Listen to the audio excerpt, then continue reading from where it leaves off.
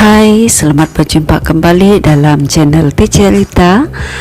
Pada kali ini Teacher Rita akan mengulas secara ringkas berkaitan dengan topik-topik yang terdapat di dalam silibus ataupun sukatan peperiksaan sains sukan STPM semester 1. Okey, seperti yang anda lihat, kita kena semak dulu jadual peperiksaan kita yang telah disediakan oleh Majlis Peperiksaan Malaysia, di mana sains sukan ini ialah pada 16 Mac 2021 bersamaan pada hari Selasa jam 11 hingga 12.30 tengah hari ya, dengan kod kertas ialah 966 palang 1. Okey, untuk bab yang anda perlu kuasai dalam sains sukan STPM semester 1 ada 4 bab keseluruhannya yang terdiri daripada sosiologi sukan, pengurusan sukan,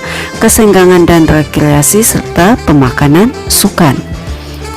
Untuk bab 1 sosiologi sukan terdapat 5 subtopik yang perlu anda kuasai, yaitu pengenalan sosiologi sukan, sukan dan sosialisasi, sukan dan integrasi kaum, sukan dan gender, sukan dan ekonomi.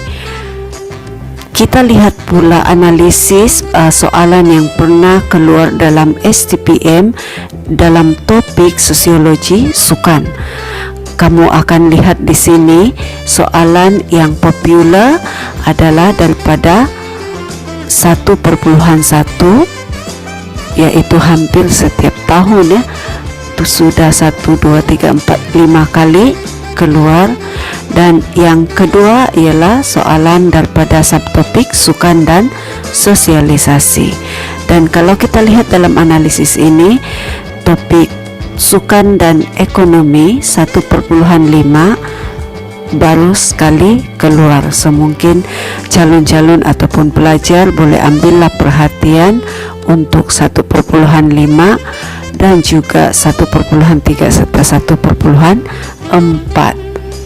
Untuk bab 2 pengurusan sukan, kita ada 6 subtopik, yaitu fungsi pengurusan, peranan dan kemahiran pengurus sukan, pengurusan prasarana dan alatan sukan, inventory, sistem pertandingan dan pengurusan pertandingan sukan. Dalam analisis untuk bab 2, kita dapati 2.2 yaitu peranan dan kemahiran pengurusan sukan adalah subtopik yang agak popular. Dan 2.3 kita lihat setakat ini baru 1 kali keluar, sama dengan inventory. So mungkin pelajar-pelajar sekalian boleh ambil perhatian 2.3 dan 2.4, dan jangan lupa untuk 2.6 pengurusan pertandingan sukan juga boleh diambil perhatian. Untuk bab 3 kesenggangan dan rekreasi, kita ada 6 subtopik, yaitu konsep kesenggangan dan rekreasi, faktor penglibatan individu dalam aktiviti kesenggangan dan rekreasi, perkhidmatan aktiviti KNR, faedah penglibatan, pengurusan risiko dan perkemahan. Analisis untuk bab 3, soalan-soalan yang pernah keluar dalam STPM ialah 3.4, yaitu faedah penglibatan dalam aktiviti kesenggangan dan rekreasi. Ini adalah antara subtopik yang agak popular untuk bab 3. Dan untuk makluman pelajar sekalian, bab 3 ini setiap tahun akan keluar satu soalan dalam bahagian E, yaitu soalan struktur. Dan untuk setakat ini kita dapati bab 3 baru sekali sahaja keluar dalam bahagian B, yaitu soalan esei pada tahun 2014. Bab 4 yaitu bab yang terakhir dalam semester 1 terdiri daripada 7 subtopik, yaitu sistem pencernaan, pengelasan nutrien, piramid makanan, kepentingan pemakanan sukan, pengambilan makanan dalam sukan, keperluan air, dan yang terakhir sekali ialah penokok diet. Dalam analisis soalan yang pernah keluar dalam STPM bab 4 ini, kita dapati bab ini adalah bab yang sangat penting sebab setiap tahun akan keluar 2 soalan. Untuk bab 4 ini, pelajar ataupun calon pasti sekurang-kurangnya akan mendapat 22 ataupun 23 markah per 60 ya, sebab dia akan keluar satu soalan dalam bahagian E yang membawa markah 7 ataupun 8 markah, dan satu soalan lagi di bahagian B yaitu soalan esei yang membawa markah 15. Kalau kita lihat 7 ataupun 8 markah ditambah dengan 15 markah dalam bahagian B, Anda akan mendapat sekurang-kurangnya 22 atau 23 markah daripada bab 4, dan ini cukup membantu calon-calon atau pelajar untuk mendapat markah yang baik dalam peperiksaan. Okey, kalau kita lihat dalam analisis ini, soalan yang agak popular ialah 4.2 iaitu pengelasan nutrien. Dan kalau kita lihat soalan 4.5 dan 4.7 adalah soalan yang sudah agak lama tidak keluar, yaitu yang terakhir pada 2018, dan untuk 4.7 dia keluar yang terakhir pada 2017. Okey, untuk pelajar sekalian, bagi menduduki peperiksaan ini, saya pasti Anda semua ingin menjadi seorang pelajar yang mendapat keputusan yang cemerlang. Untuk menjadi cemerlang itu, kita aplikasikan 6S. 6S ini teacher Rita sediakan. Yang pertama ialah S pertama, sasaran Anda. Untuk menjadi cemerlang, Anda mesti menetapkan sasaran ataupun matlamat, dan matlamat kita itu haruslah realistik.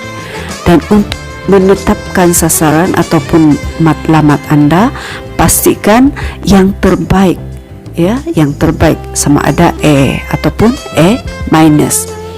Yang kedua ialah S sendiri mahu. Sendiri mahu maksudnya ialah Anda jangan terikut-ikut dengan kawan.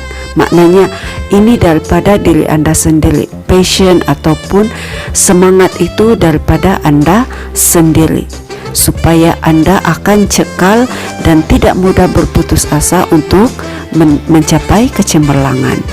S yang ketiga ialah sentiasa bersedia. Anda mesti ready.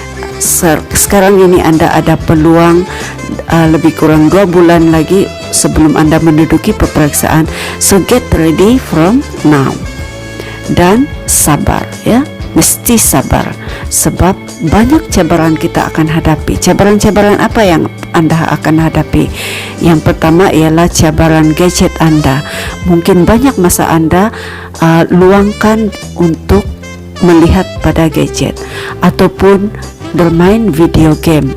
So untuk ini kita kena bersabar, ya, untuk menghadapi cabaran-cabaran seperti ini. Dan juga Anda perlu bersikap positif.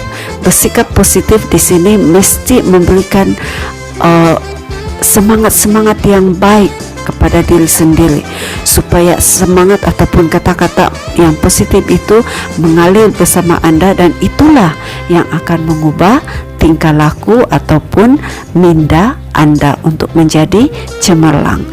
Dan yang terakhir ialah Anda harus bersungguh-sungguh. Menetapkan sasaran tanpa usaha ataupun tanpa kesungguhan, pasti kecemerlangan itu tidak tercapai. So harus bersungguh-sungguh. Okey, paling penting dalam kelas, dan ini diaplikasikan oleh semua pelajar yang berjaya dengan cemerlang di dalam peperiksaan ataupun pembelajaran mereka, ialah tumpuan ataupun fokus.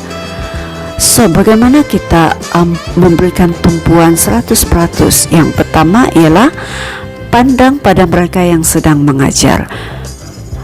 Sebab bila kita melihat, kita punya pikiran itu tidak akan bercapa, ya. And then yang kedua ialah dengar dengan teliti apa yang diberitahu, ataupun dengar dengan teliti apa yang sedang diajar oleh guru di depan Anda. So, tumpuan 100% juga ialah Anda harus diam. Maksudnya ialah bila ada guru yang mengajar ataupun Anda ingin memberikan fokus atau tumpuan kepada sesuatu, pastikan Anda diam dan mendengar.